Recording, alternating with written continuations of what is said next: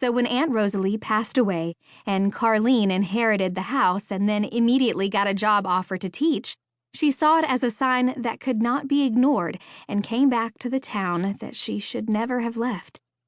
Carlene leaned her head back on the rocking chair. It had been 10 years since she'd been in the house. In those days, Aunt Rosalie bragged that she'd never met a speck of dust she couldn't conquer. There were now cobwebs in the corners and dust on everything. It would take days, possibly weeks, to get the house whipped into shape. That's tomorrow's work.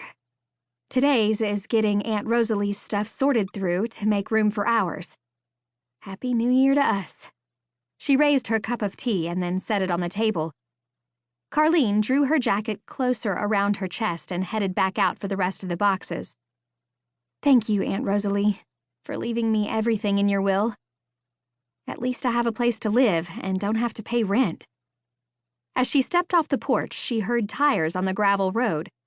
Since this house was the only one on a short dead-end road, she was pretty sure the visitor would be pulling into her driveway any second. She tucked her hair behind her ears and shivered. Shading her eyes against the bright winter sun, she watched a big black crew cab truck come to a stop right beside her minivan. Cowboy boots were the first thing that appeared when the door opened, and then a very familiar figure followed. Jace Dawson tipped back his hat and waved.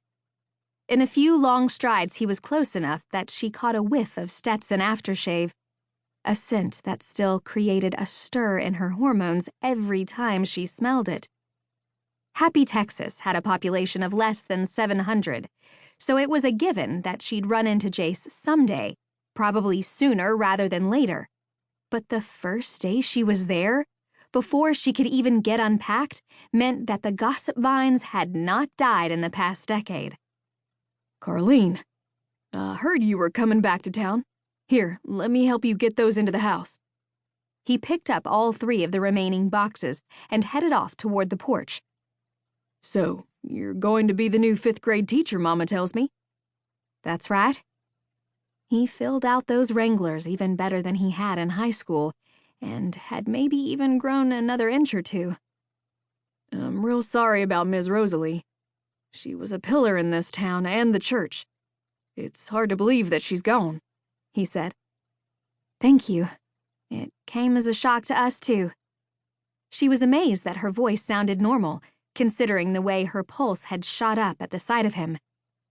Been a long time, he said. Where you been all these years? She opened the door for him, and he set the boxes in the middle of the living room floor. Here and there. Moved around a lot. California, then Georgia, and Oklahoma, back to Florida, and then here. You planning on living here? Mind if I sit down? When did we get to be so formal? Of course you can sit. She kicked off her shoes, padded barefoot across the cold hardwood floor, and sat on the sofa with her knees drawn up to her chin and her arms wrapped around them. Avoiding the sofa, Jace sat on a wooden rocking chair. He removed his black cowboy hat and laid it on the coffee table between him and Carlene, then raked his fingers through his dark brown hair. Carlene remembered that gesture well. Along with tapping his foot, it was what he did when he was nervous. She checked, and sure enough, his cowboy boot was doing double time on the floor. So, you went to college? He asked. Where? California. She could hear Tilly humming in her room and hoped she stayed there until he was gone. And you're coming from Florida, right? That's right, she said.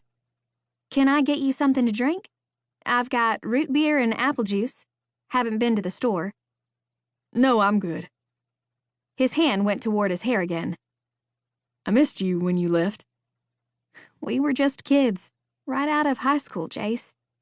She let her eyes drift from his chin upward, determined not to look at his eyes, but she failed.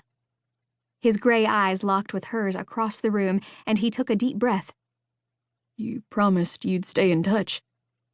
We dated our whole senior year. What happened?